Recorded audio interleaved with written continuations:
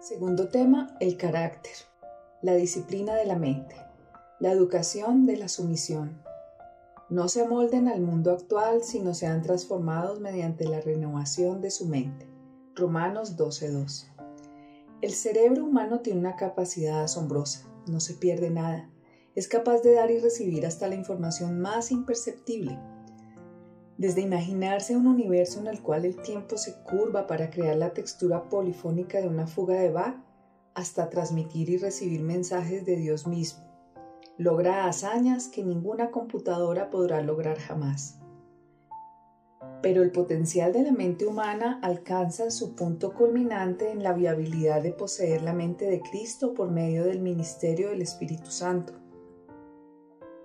Pablo escribe: mas nosotros tenemos la mente de Cristo y es una mente que se renueva constantemente.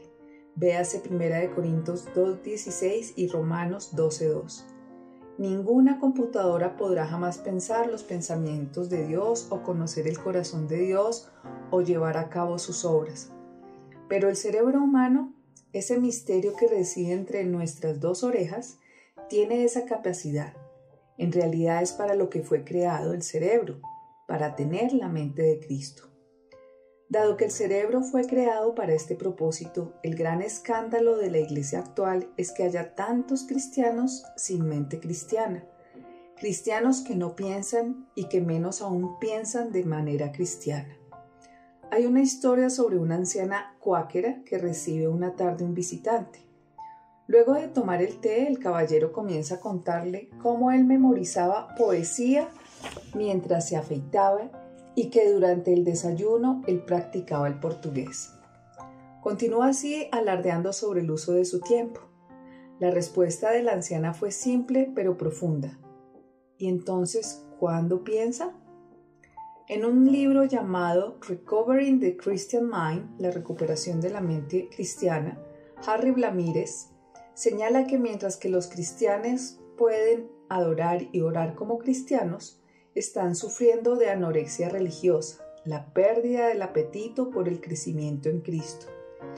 Dios nos ha dado este asombroso instrumento, la mente. Deberíamos saber valorarlo. Tenemos que programarlo con sabiduría, nunca dejarlo sin custodia, sin pensamientos, sin disciplina. Cuando nos dirigimos a la palabra de Dios, es claro que los escritores bíblicos comprendieron esta necesidad. El Proverbio 4:23 nos dice: sobre toda cosa guardada, guarda tu corazón, porque de él mana la vida. Porque cuál es su pensamiento en su corazón, tal es él. Proverbios 27:7. Las escrituras nos dicen que lo que entra determina lo que sale, que nuestra programación mental determina la producción. El programa de computadora de Dios. En una oración perfecta en su carta a los Filipenses, Pablo recomienda su programa mental personal. Por lo demás, hermanos, todo lo que es verdadero, todo lo honesto, todo lo justo, todo lo puro, todo lo amable, todo lo que es de buen nombre, si hay virtud alguna, si algo digno de alabanza, en esto pensad. Filipenses 4:8. La guía de programación de Dios es explícitamente positiva. Él enfatiza lo que es verdadero, honesto, justo, puro, amable y de buen nombre. Todas nosotras podemos elegir un programa de pensamientos que produzca una mente cristiana. Nuestra mente depende de la elección que hagamos. Es posible que muchas mujeres se sientan derrotadas porque su vida pasada está sembrada de malas decisiones. Es difícil aceptar que podemos cambiar cuando todas nuestras elecciones han sido impuras, ilusorias, negativas. Pero nadie puede racionalizar las elecciones presentes por las pasadas. Como mujeres cristianas, tenemos la libertad de tener mentes cristianas. Esto está a nuestro alcance y es parte de nuestra disciplina de vida piadosa. Yo aprendí un método de mi esposo que ha sido una ayuda invalorable para disciplinar mi mente.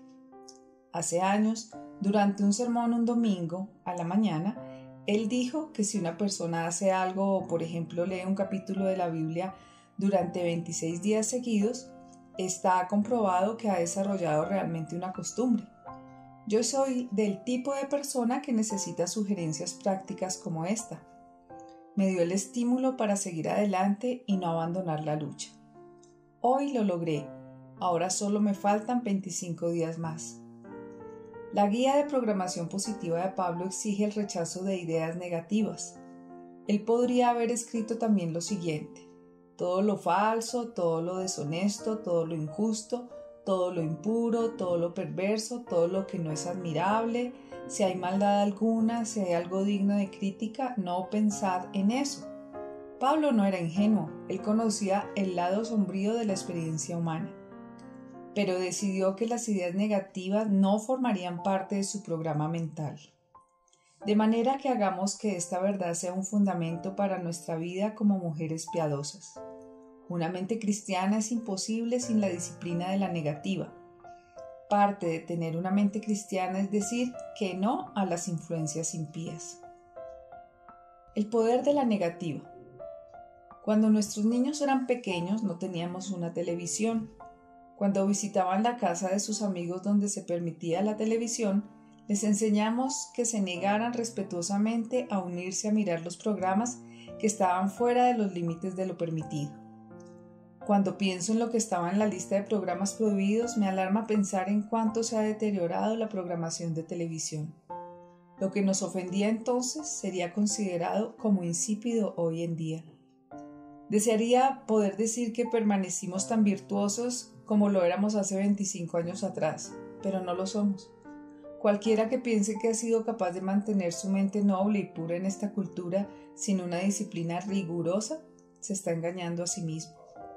En los años comprendidos entre 1970 y 2000, las normas de aceptación para el contenido de los programas de televisión decayeron de forma dramática. Lo que es inquietante es que las costumbres de lo que ven los cristianos no solo han decaído al mismo ritmo que las seculares, sino que la diferencia entre lo que aceptamos ahora en la iglesia y lo que acepta el mundo no es tan grande como solía serlo alguna vez. Desgraciadamente, la comunidad cristiana está mirando los mismos programas degradantes que el resto del mundo. No necesitamos estadísticas para comprobar que la televisión está influyendo en nuestra mente. Todo lo que tenemos que hacer es notar cuán a menudo está la televisión a todo lo que da en nuestro trasfondo. Sin embargo, como abuela, estoy profundamente preocupada por un informe reciente del Consejo de Televisión de los Padres. El informe reveló los siguientes cambios en el contenido de los programas durante las horas de mayor audiencia de la familia entre los 2 años comprendidos entre 1997 y 1999. La violencia aumentó un 86%. El contenido sexual aumentó un 77%. El uso de malas palabras aumentó un 58%. Esto es alarmante, por no decir otra cosa, pero no estoy segura de que aún estas estadísticas influyan en los dueños de casa cristianos para que hagan un esfuerzo mancomunado por cambiar sus costumbres como televidentes. Hace algunos años atrás, el crítico de los medios de comunicación Malcolm Muggeridge dijo: una de las cosas que no puede hacer la televisión es expresar ideas. Es peligroso traducir la vida a imágenes, a falsificar la vida. Si ustedes no se han dado cuenta hasta ahora, la televisión es imágenes. Consideren en cambio cómo se comunica Dios con nosotros. Dios, habiendo hablado muchas veces y de muchas maneras en otro tiempo, a los padres por los profetas, en estos días postreros, nos ha hablado por el Hijo. Hebreos 1:1-2. Uno de los nombres de Jesús es la palabra, y el Verbo se hizo hombre y habitó entre nosotros. Juan 1:14. Las palabras de los profetas y la palabra Jesucristo son los medios de comunicación que Dios ha elegido para comunicarse con nosotros. Las palabras comunican ideas, eso es importante. Como el observador y crítico Kenneth Myers ha dicho, una cultura que está enraizada más en imágenes que en palabras descubrirá que le resulta cada vez más difícil sostener cualquier compromiso amplio con la verdad, dado que la verdad es una abstracción que requiere lenguaje. A medida que las imágenes televisivas se convierten en forma incrementada en un método de comunicación más favorecido que las palabras, las personas pierden su capacidad para pensar en forma razonada. Ellos, por tanto, pierden la habilidad de poseer la mente de Cristo. Si ustedes dudan de que esto esté realmente ocurriendo, piensen por un momento en la capacidad de la persona que concurre habitualmente a la iglesia al escuchar un sermón razonado de cerca. Ahora imagínese a una familia mirando la pantalla del televisor en forma mecánica, hora tras hora, sin apenas proferir una sola palabra. ¡Qué comparación horrorosa! Aquí les doy un consejo básico: apaguen la televisión. Se sorprenderán del tiempo que les queda libre para hacer otras tareas y para estar con los demás. Y lo que aún es mejor, es casi imposible no convertirse en una persona más profunda y en una mujer más piadosa. No estoy abogando para que todos los cristianos dejen de mirar la televisión y las películas. Por naturaleza, el cristianismo va contra la cultura, pero no se opone a ella. Existen cosas que vale la pena mirar, pero estoy llamando a las mujeres del Evangelio a que asuman el control de su mente, lo que entra y lo que sale. Si ustedes no pueden controlar lo que miran o leen, entonces quizás tengan que quitar las fuentes de la tentación, aquella televisión y aquellos libros o revistas. Jesús dijo: por tanto, si tu ojo derecho te es ocasión de caer, sácalo y échalo de ti. Mateo 5:29. Ken y yo elegimos criar a nuestros niños sin televisión a propósito, para crear para ellos mejores oportunidades para la programación mental cristiana. No tenemos ningún remordimiento. No es para todos, pero puede que sea lo que les conviene a ustedes. La nuestra es una era de los medios de comunicación, pero el salmista nos ofrece un consejo sabio y oportuno.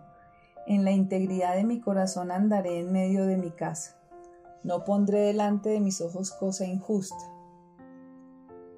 De modo que permitamos que Cristo sea el Señor de las horas de nuestro día y de las horas de mayor audiencia también. Si ustedes están casadas, planifiquen una conferencia confidencial con vuestro esposo y busquen la voluntad de Dios en oración en cuanto a lo que están mirando y escuchando en sus hogares. Si son solteras, ustedes necesitan también buscar la voluntad de Dios sobre lo que entra y sale de vuestra mente. Encuentren a una amiga a la que le tengan que rendir cuenta de sus acciones. No se conformen con ser simplemente como las demás mujeres cristianas. Sean diferentes porque tienen una mente cristiana. La programación intencional. En Filipenses 4:8, Pablo nos recomienda que concentremos nuestra mente en lo que es verdadero, honesto, justo, puro, amable, excelente y digno de alabanza. Luego nos da este mandamiento cargado: en esto pensad. Yo puedo pasarme horas mirando las páginas del último catálogo de jardinería. La interminable variedad de plantas, flores y árboles me dejan sin aliento. Realmente y verdaderamente. Yo no sé en qué sueñan ustedes durante el día, pero yo sueño en acres y acres de flores y hierbas, huertos de árboles frutales y plantas de los bosques. Casi siempre que lo hago, mis pensamientos se dirigen al poder creativo de Dios. ¿Cómo diseña y fabrica algo tan frágil y detallado y exquisitamente colorido como una planta de espuelas de caballero? ¿Y qué les parece el brillo de la cinia, el perfume de la albahaca o el tamaño de la secuoya? Amo trabajar en el jardín, pero adoro al maestro jardinero. Debemos pensar en lo asombroso de los elementos que Dios desea colocar en nuestra mente. En su palabra, Dios nos llama a una disciplina positiva y rigurosa en esta área. La lectura de las Escrituras. La disciplina de la mente de la mujer piadosa se consigue por medio de una exposición seria y continua a la palabra de Dios. Helen Jensen, la esposa de un pastor y querida amiga mía, es una mujer piadosa que ha desarrollado esta disciplina. Puedo decir, sin temor a equivocarme, que Helen tiene más de la palabra de Dios en ella que cualquier otra mujer que yo conozca. Ella es una estudiante minuciosa de la Biblia. Cuando Helen estudia un pasaje de las Escrituras, a menudo busca cada listado en la concordancia, la grande, para las palabras claves en el pasaje. Ha dedicado tanto su mente a esta tarea que pienso que le ha dado una capacidad mayor para pensar claramente. Ella posee tantos detalles bíblicos almacenados en su computadora que cuando sus amigos necesitan alguna información de la Biblia, ellos están seguros de que Helen lo sabe.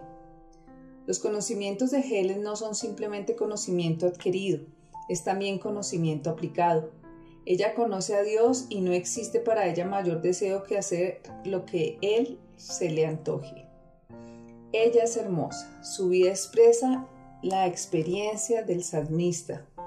Oh, cuánto amo yo tu ley, todo el día es ella mi meditación. Me has hecho más sabio que mis enemigos con tus mandamientos, porque siempre están conmigo. Más que todos mis enseñadores he entendido, porque tus testimonios son mi meditación. Más que los viejos he entendido, porque he guardado tus mandamientos. Salmo 119, del 97 al 100. Esto es muy importante. Nunca podremos tener una mente cristiana sin la lectura regular de las Escrituras y un estudio serio de la Biblia. ¿Por qué? Porque no podemos ser profundamente influenciados por lo que no conocemos. Si estamos llenas de la palabra de Dios, nuestra vida puede ser informada y dirigida por Dios. Nuestras relaciones en casa, nuestro rol de madre, nuestras carreras, nuestras decisiones éticas, nuestra vida moral interior. La forma de llegar a tener una mente cristiana es por medio de la palabra de Dios. No hay necesidad de ser legalista. La Biblia no ordena en ninguna parte que los buenos cristianos deban leer la Biblia completa una vez al año. Algunas mujeres no pueden leer muy bien o tan rápido. La lectura veloz no es la respuesta. Como Lucy le dijo a Charlie Brown, acabo de completar un curso de lectura veloz y anoche leí La guerra y la paz en 1 hora. Trataba acerca de Rusia. La verdad es, lo que Helen ha practicado está a la disposición de todos los cristianos. No es algo para un grupo selecto o para personas con mucha educación. Ni siquiera tienen que saber leer. El hermano de mi esposo es sumamente disléxico. Él aprendió a leer solo lo necesario para poder trabajar. Cuando se convirtió al cristianismo y obtuvo una nueva motivación para conocer la palabra de Dios, se compró cassettes con la lectura de la Biblia. Su esposa, quien resulta ser mi hermana, también lee. Muchas mujeres escuchan los cassettes de la Biblia mientras que van manejando al trabajo o cuando llevan los niños a la escuela o mientras hacen las tareas de la casa, preparan la cena, etc. La capacidad de leer no es esencial para conocer la palabra de Dios. Simplemente presionen el botón y escuchen mientras que hierve lentamente la salsa para los fideos. El leer la Biblia de una etapa a la otra en un año es una meta maravillosa, si es que lo pueden lograr. Se requiere la lectura de solo 5 páginas por día y ofrece un objetivo anual factible. Sea cual sea vuestra agenda o vuestra capacidad de leer, ustedes deben leer y estudiar la palabra de Dios con regularidad. Si no lo hacen, estarán en efecto recortando a Dios y no tendrán jamás una mente completamente cristiana. Miren la sección de recursos en la parte de atrás de este libro y encontrarán un plan detallado que pueden utilizar para leer a través de toda la Biblia en un año. Las animo a que lo prueben. Si no son parte de un grupo de estudio bíblico, únanse a uno. La guía y responsabilidad de tales grupos son invalorables para esta disciplina. Libros cristianos y buena literatura. Al mismo tiempo que leen la palabra de Dios, las mujeres del Evangelio desearán leer también buenos libros. Las mujeres están tan ocupadas hoy día que a menudo piensan que no tienen tiempo para leer. Pero es asombroso cuántos libros podemos leer en un año con solo leer un poquito cada noche antes de apagar la luz. Sería fácil leer un libro por mes con este método. Eso equivaldría a 12 libros por año. Si alguna de ustedes es la clase de persona que se queda dormida después de haber leído 2 párrafos, mantenga el libro en su automóvil y lea mientras aguarda. Esa es una de las maneras en que mi hija, madre de 7 hijos, encuentra tiempo para leer. En su caso, ella muy pocas veces se queda dormida cuando lee. Al contrario, se debe disciplinar para no leer hasta muy tarde y luego perder las horas de sueño que necesita para ocuparse de su atareada familia. Un paseo a la librería es algo muy especial para los miembros de nuestra familia. A menudo regalamos certificados de obsequio de la librería local y el simple hecho de encontrar el libro correcto es muy divertido.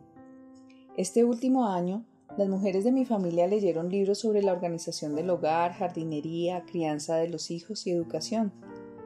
Solo por diversión, todos los veranos leo un libro sobre las últimas revelaciones en política. Siempre hay alguien que está leyendo por lo menos una novela, tanto cristiana como secular. Libros como Orgullo y Prejuicio de Jane Austen, a las novelas de misterio de Dorothy Sayers. Los clásicos de devoción cristiana tales como My Utmost for His Heights de Oswald Chambers y Streams in the Desert por Charles Coleman han sido nuestros favoritos, así como las biografías de mujeres misioneras tales como Amy Carmichael, Isobel Kuhn, Betty Stam, Gladys Aylward y Anne Hudson. Los libros escritos por Elizabeth Elliot, J.I. Parker, John Piper y Chuck Colson deberían ser parte de la lista de las lecturas de toda mujer cristiana. Ellos escriben para enriquecer nuestra alma. ¿Por qué deberíamos molestarnos leyendo libros cristianos aparte de la Biblia? Todos los cristianos que vinieron antes que nosotros ofrecen un tesoro acumulado de conocimiento y sabiduría. Alimentarnos de sus ideas y experiencias es rechazar la anorexia espiritual. Los magníficos escritos cristianos nos magnificarán, dramatizarán e iluminarán la verdad vivificadora. Otros han andado por los mismos senderos que deseamos cursar nosotros. Ellos describen los peligros y nos colocan señales de advertencia por todo el camino. En sus descripciones de delicias espirituales, apuntan el camino que nos atraerá hacia adelante y hacia arriba. Hay un clásico cristiano al que vuelvo una y otra vez. Yo leí Conociendo a Dios de J.I. Packer por primera vez cuando tenía entre 30 y 40 años. Nunca me canso de leerlo porque sus enseñanzas son sobre los atributos de Dios. Son tan importantes en mi vida hoy como lo eran en 1973. La idea de Dios como Padre cobró vida en mí en las páginas de este clásico. 2 puntos. Si deseamos evaluar en qué medida comprende una persona el cristianismo, debemos averiguar qué significa para él la idea de ser hijo de Dios y tener a Dios como su Padre. Si este no es el pensamiento que enciende y controla su adoración y sus oraciones y toda su forma de ver la vida, significa que no entiende el cristianismo demasiado bien. Porque todo lo que Cristo ha enseñado, todo lo que hace que el Nuevo Testamento sea mejor y más novedoso que el Antiguo Testamento, todo lo que es característicamente cristiano y no meramente judío, se resume en el conocimiento de la paternidad de Dios. Padre es el nombre cristiano de Dios. Traducción libre. Para ayudar a señalar el camino hacia los mejores libros que existen, he incluido una lista de libros seculares y sagrados de todo tipo al final del libro. Mujeres, una vez que hayamos ejercitado el derecho a la negativa, podemos colmar nuestra mente con cosas buenas. Algunas de nosotras leemos rápido, otras no, pero cualquiera de nosotras puede comprometerse a leer 2 o 3 muy buenos libros en el año venidero. El cerebro humano está formado por 3 o 4 libras de materia gris entre nuestras 2 orejas y sin embargo, qué instrumento asombroso que es y qué capacidad fabulosa tiene. La mente es mejor que cualquier computadora porque puede poseer la mente de Cristo y pensar los pensamientos de Dios acorde con Él, escuchar su corazón y realizar sus obras. Qué eterna tragedia es tener esa mente y haberla redimido, y aún así no tener una mente cristiana. Sometamos nuestra mente al Evangelio, protejámosla, digamos que no a los desiertos espirituales que tratan de invadir nuestros hogares. Hagamos un esfuerzo consciente para someternos al programador divino por medio de la lectura de su palabra. Entreguémonos en oración a la lectura y estudio de la palabra de Dios. Luego leamos las grandes obras de aquellos que nos han precedido. ¡Qué oportunidad! Podemos poseer la mente de Cristo. Es la voluntad de Dios para nosotras en el Evangelio. Renueven su mente. Filipenses 4:8 apunta vuestros pensamientos hacia ideales positivos. ¿Cómo es realmente posible pensar estas cosas positivas cuando las tensiones y presiones y desilusiones de la vida abundan a su alrededor? ¿Qué dicen Mateo 5:29 y el Salmo 101 del 2 al 3 sobre la mente disciplinada? ¿Cómo pueden expresar esos versículos esta semana? Miren el Salmo 119 del 97 al 100.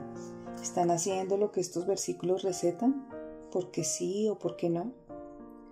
Si no han leído nunca la Biblia de cabo a rabo en un año o incluso en 2 o 3 años, ¿harían un pacto con Dios para hacerlo con el fin de familiarizarse más con toda la Biblia y escuchar la voz de Dios mejor por medio de su palabra? Nombren por lo menos 3 libros cristianos que han tenido un gran impacto en vuestra vida. Identifiquen 2 libros que han tenido la intención de leer, que uno sea un clásico, y colóquese una fecha límite para leerlos. ¿Cómo saben ustedes que necesitan una mayor disciplina de la mente? ¿Cuáles son sus mayores luchas en esta área? ¿Comparaciones inútiles? ¿Autocompasión? ¿Reincidir en heridas del pasado? ¿Orgullo? ¿Preocupaciones? ¿Alguna otra cosa? ¿Qué pueden hacer tanto en forma práctica como espiritual para experimentar un crecimiento hacia la integridad en estas áreas?